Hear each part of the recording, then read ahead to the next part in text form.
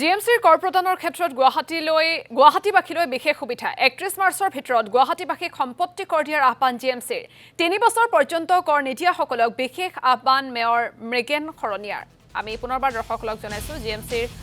কৰ প্ৰদানৰ ক্ষেত্ৰত এটা বিশেষ ঘোষণা বহু পৰিয়ালে নিজৰ অসুবিধা সম্পৰ্কে অৱগত কৰাৰ পিছত বৃদ্ধি কৰা হৈছে কৰ পৰিশোধৰ সময়সীমা জিএমচিৰ কৰ প্ৰদানৰ ক্ষেত্ৰত গুৱাহাটীবাসীলৈ বিশেষ সুবিধা ৩ বছৰৰ ওপৰত গৃহ কৰ দিবলৈ বাকি থকা সকলক ৫০% কৰ পৰিশোধৰ সুবিধা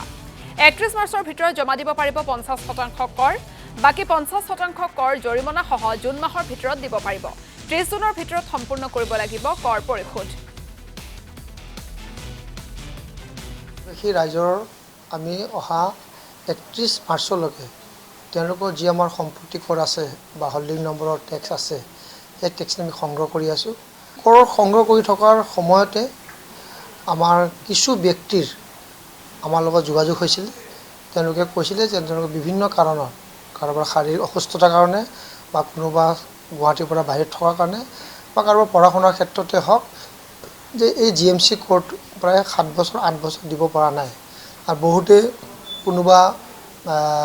গৃহস্থ ঢুকোৱাৰ পিছত বা দেউতাক মাক ঢুকোৱাৰ পিছত তেওঁলোকে গম নাপায় যে কেনেধৰণৰ কৰ দিব লাগে তো সেইকাৰণে আমি এটা সিদ্ধান্ত গ্ৰহণ কৰিছোঁ আজি যে যিসকলৰ ৩ বছৰতকৈ অধিক বাকায়া আছে বা দিবলগীয়া আছে তেওঁলোকৰ যিখিনি পইচা হৈছে সৰ্বমুঠ এই সৰ্বমুঠৰ পৰা ৫০% যি কৰ আছে সেই কৰ অহা ২৯, ৩০, ৩১ মাৰ্চৰ ভিতৰলৈ তেওঁলোকে